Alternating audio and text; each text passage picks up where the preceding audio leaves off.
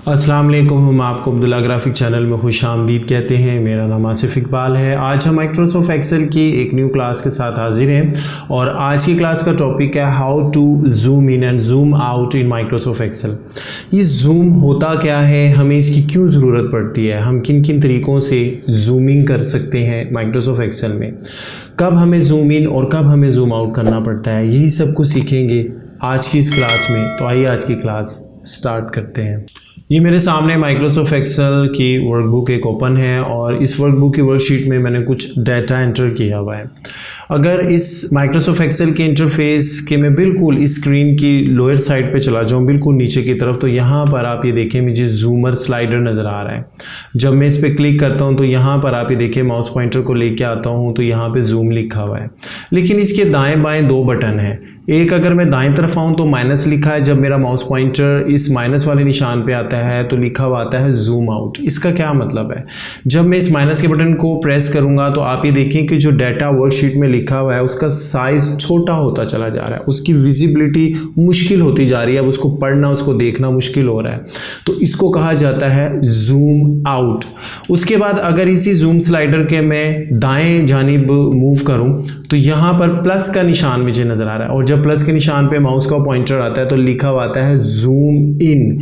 जब मैं इसको क्लिक करूँगा तो क्या होगा कि जो माइक्रोसॉफ्ट एक्सेल की वर्कशीट पे मैंने डाटा लिखा था अब उसकी विजिबिलिटी बड़ी आसान हो गई है, अल्फाज और जो डिजिट्स और जो डाटा लिखा वो बड़ा बड़ा नज़र आ रहा है, तो इसको कहा जाता है जूम इन।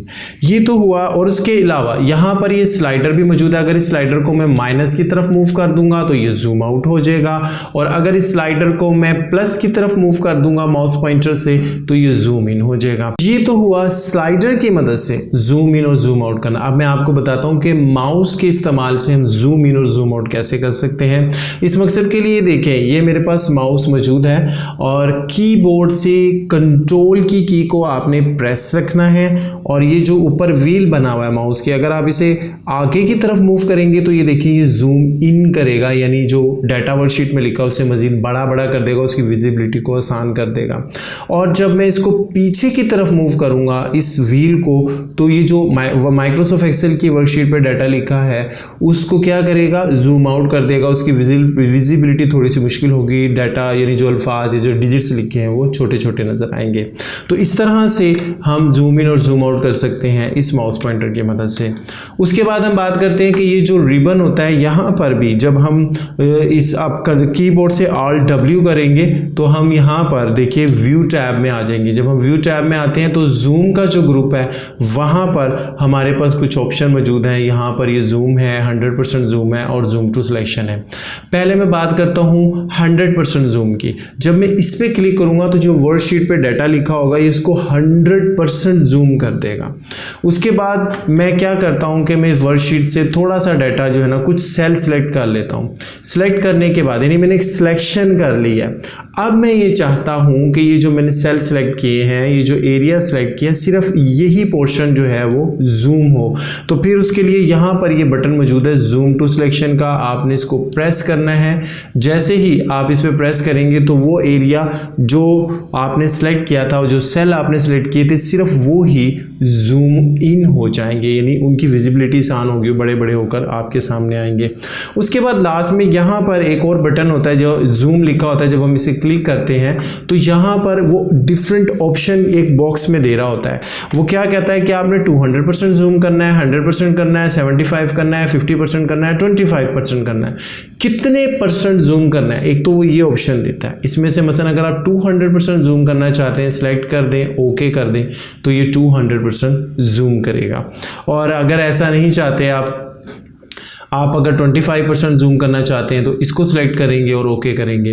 लेकिन यहाँ पर ये देखिए फिर इसने ऑप्शन दिया फिट टू सिलेक्शन, यानी इस बॉक्स में अब सारी ऑप्शंस आकर इकट्ठी हो गई है। फिट टू सिलेक्शन का मतलब है कि जो सेल या जो एरिया आपने वर्कशीट पे सिलेक्ट किया हुआ है सिर्फ उसी को जूम करेगा। मैं इसको क्लिक करूँगा और ओके करूँगा तो इसने देखें कि जो एरिया आपने सेलेक्ट किया था, जो सेल आपने सेलेक्ट किए थे, इसने सिर्फ उन्हीं को जूम किया है। उसके बाद दोबारा अगर हम इसको ओपन करते हैं तो यहाँ पर नज़र आ रहा है कस्टम। कस्टम का मतलब है अपनी मर्जी से वैल्यू यहाँ पर एंटर कर सकते हैं, लेकिन बड़ी इंपॉर्टेंट बात है, याद रखिएगा कि यहाँ पर जो आपने वैल्यू एंटर करनी है 10 कम से कम वैल्यू और 400 मैक्सिमम वैल्यू, यानी माइक्रोसॉफ्ट एक्सेल 10% तक जूम आउट कर सकता है और 400% तक जूम इन कर सकता है। 10% से कम जूम आउट नहीं करेगा और 400 से आगे जूम इन नहीं करेगा। तो लिहाजा जो भी वैल्यू यहाँ पे आपने एंटर करनी, फॉर एग्जांपल देखिए मैं यहाँ पे ना जानबूझ के 9 लिख देता हूँ, 10 से कम, तो फ़ौरन एरर देगा। यहाँ पे वो कहता है कि 10 एंड 400 के बिटवीन आपको वैल्यू एंटर करनी है। तो इस तरह से आप कोई भी वैल्यू यहाँ पे एंटर करके इसको जूम इन या जूम आउट कर सकते हैं। अब हम बात करते हैं कुछ कीबोर्ड शॉर्टकट्स की। इसमें आप देखें कि कीबोर्ड से आपने कंट्रोल और आल्ट ये दो कीज इकट्ठी प्रेस रखनी है और फिर आपने प्लस के निशान, जो प्लस की है उसको क्लिक करेंगे तो ये जूम इन करेगा, विजिबिलिटी आसान कर देगा, डिजिट्स या जो डाटा आपने लिखा है वर्कशीट में बड़ा बड़ा होकर आपको नजर आएगा। कंट्रोल और आल्ट की को प्रेस रखना है और माइनस की को जब आप प्रेस करेंगे तो ये फिर आपका जो वर्कशीट पे लिखा डाटा है उसको जूम आउट कर देगा। उसके अलावा मज़ीद कुछ यहाँ पर कीज़ हैं शॉर्टकट की जो मैं आपको बताऊंगा। इसमें पहले आपने करना है Alt W, जिससे जो व्यू मेन्यू है वो सिलेक्ट हो जाएगा। अगर आप 100% जूम करना चाहते हैं तो अब आपने J को प्रेस करना है। किसको? J को। ये देखिए ये 100% जूम कर देगा। और फिर दोबारा Alt और W को आपने सेलेक्ट करना है और अगर आप फिट टू सिलेक्शन करना चाहते हैं तो G को प्रेस करेंगे तो ये फिट टू सिलेक्शन कर देगा, यानी जो एरिया आपने सिलेक्ट किया होगा सिर्फ उसी को जूम करेगा। फिर Alt W को प्रेस करना है और अगर आप जो जूम की ऑप्शन बॉक्स है उसको ओपन करना चाहते हैं तो Q को प्रेस कर देंगे तो यहाँ जो जूम का ऑप्शन बॉक्स है वो ओपन हो जाएगा। तो याद रखिएगा तीनों केस के अंदर Alt W पहले प्रेस होगा, Alt W प्रेस करके आपने छोड़ देना है।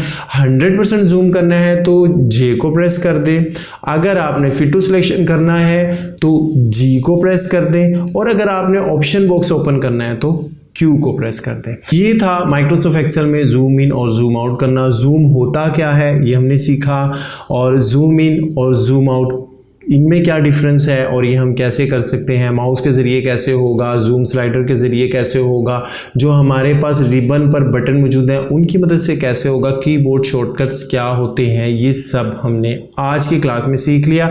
और जब भी आप माइक्रोसॉफ्ट एक्सेल में काम करते हैं आपको इसकी ज़रूरत होती है, क्योंकि जब आपने अपना काम मुकम्मल कर चुके होते हैं तो फिर इन निकालने से पहले आपको एक दफ़ा अपना डाटा जूम आउट करके देखना पड़ता है कि वो पूरे पेज पे आ रहा है या नहीं आ रहा। और जब आप डाटा एंटर कर रहे होते हैं, जब काम कर रहे होते हैं, तो फिर आपको जूम इन करना होता है, डाटा को बड़ा करके देखना होता है। तो इस मकसद के लिए फिर ये जूम इन और जूम आउट बड़ा इंपॉर्टेंट है और आपको इसका इस्तेमाल करना पड़ता है।